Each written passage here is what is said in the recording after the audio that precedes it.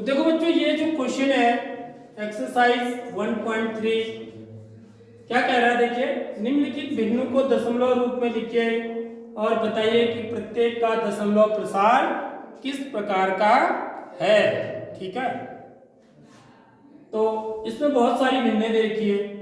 तो ये सब भिन्नें कैसी हैं? परिमेय संख्या है, क्योंकि ये सब किस रूप में है? P/Q के रूप में है। ठीक है, जब भी कोई संख्या P/Q के रूप में होती है तो हम उनको क्या बोलते हैं? परिमेय संख्या बोलते हैं। ठीक है, तो इसका दशमलव प्रसार किस प्रकार का है पूछ रहा है। तो इनका दशमलव प्रसार जो होगा ना, दो टाइप का होगा। ठीक है, जो परिमेय संख्याओं का दशमलव प्रसार जो होता है, दशमलव प्रसार किनका? परिमेय संख्याओं। ये परिमेय की बात कर रहे हैं। तो यह दो प्रकार का होता है। ठीक, एक तो कैसा होता है बच्चों? शांत होता है, शांत दशमलव होता है, शांत दशमलव। कल भी बताया था मैंने ये बात। ठीक है, कल भी मैंने ऐसी आलेख के द्वारा आपको बताया हुआ है। और दूसरा क्या होता है? अशांत आवर्ती। क्या होता है? अशांत आवर्ती, या इसको बोलते हैं अनवसानी, अनवसानी आवर्ती, या तो ये बोलते हैं या इसको आप ऐसा बोल सकते हैं। ठीक है, समझ में आ रही बात? अशांत आवर्ती को या अनवसानी आवर्ती को, एक ही बात है। शांत दशमलव का मतलब होता है जैसे 1.5, ठीक है, 3.56 खत्म हो गया ना यहाँ पर। 2 अंकों के बाद यह 4.3825 खत्म हो गया। अशांत आवर्ती का मतलब होता है जैसे 0.3333 आते जा रहा है, खत्म ही नहीं हो रहा। समझ रहे हो? तो इनके जब आप भाग दे के देखोगे तो कुछ अंक तो खत्म हो जाएंगे, ऐसे शेष 0 आ जाएगा कुछ अंकों के बाद। ठीक है, लेकिन कुछ संख्याएं ऐसी होंगी जिनमें शेष कभी भी 0 नहीं आएगा, इनकी भाग आगे को जाते रहेगा। ठीक है, तो ऐसी संख्याओं का दशमलव प्रसार हम क्या बोलेंगे? अशांत आवर्ती बोलेंगे। समझ में आ रही बात? या ऐसे भी हो सकता है 1.343434, ये देख रहे हो? तो यहाँ पर कितने अंकों की पुनरावृत्ति हो रही है? 2-2 अंकों की, 2-2 अंकों की आवृत्ति हो रही है। यहाँ पर एक ही अंक की आवृत्ति हो रही है। इसको कैसे लिखा जाता है ये बता देता हूँ। 0.3 के ऊपर बार लगाया, समझ रहे हो बात? इसको कैसे लिखेंगे? 1.34 के ऊपर बार लगेगा, क्योंकि 2 अंक बार बार आ रहे हैं। ठीक है, तो ये लिखने का तरीका होता है। अब देखिए, यहां पर 2 तरीका है इसको निकालने का। एक तो आप क्या करो, भाग देके देखो। ठीक है, हम 100 का भाग 36 में देके देखें और 11 का भाग 1 में देके देखें। ये कितना हो जाएगा? 8 को 32 और 1 33/8। पहले ऐसे लिखेंगे। ठीक है, तो ऐसे भाग देके आप देखो।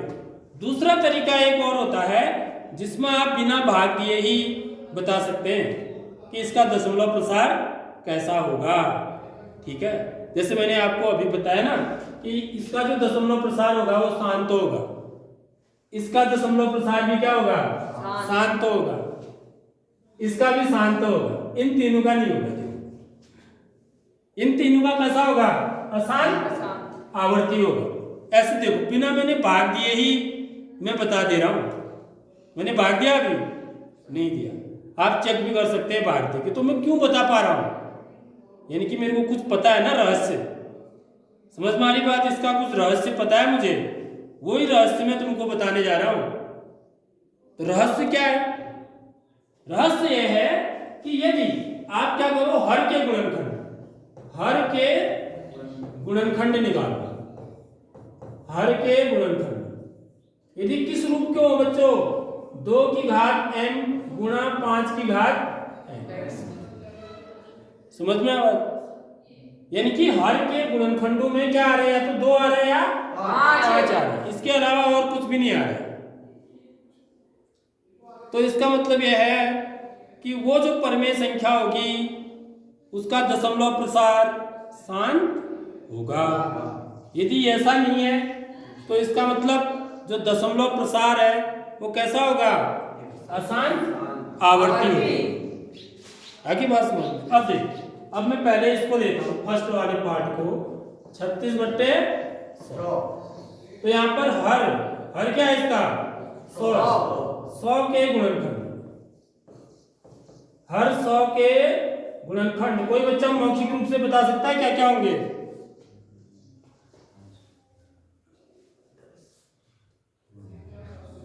बता सकता है कोई बच्चा?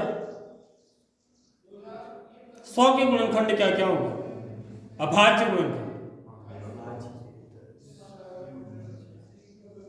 तुरंत बिल्कुल मौखिक रूप से नहीं बता पा रहे, ठीक है? तो क्या तरीका होता है बताने का? 100 क्या होता है? 25 के पहाड़े में 100 आता है, 20 के पहाड़े में भी 100 आता है, ठीक है? सॉरी 10 के पहाड़े में भी आता है, लेकिन सबसे 25 चौको 100 होता नहीं होता?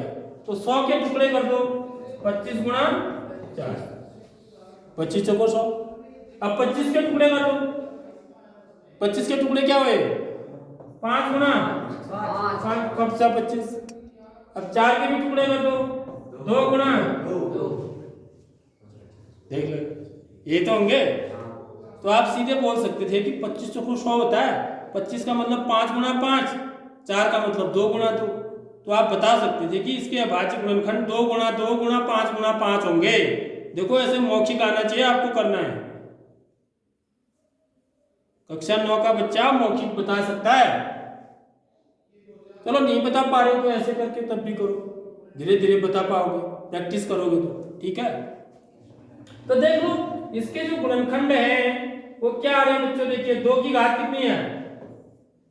2 की घात कितनी है? देखो 2 है।